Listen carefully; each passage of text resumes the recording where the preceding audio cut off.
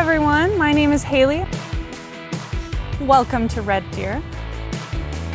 We're gonna see some great things, we're gonna hear some great stories, and we're gonna meet some great people.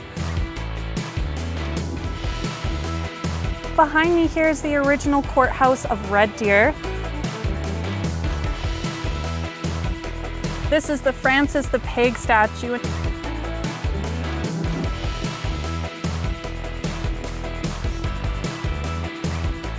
This mural displays all of the great places you can visit here in Red Deer. My favorite part was probably City Hall, the beautiful gardens and beautifully detailed murals. Yeah, the tour is really great. We went through downtown Red Deer, saw lots of great spots, lots of murals and art. We had lots of big group photos, which was a really good time. To meet some really nice people from out of town and some locals as well.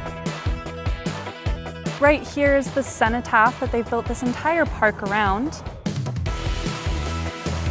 It was built in the early 1900s for the railway that went all the way through the city.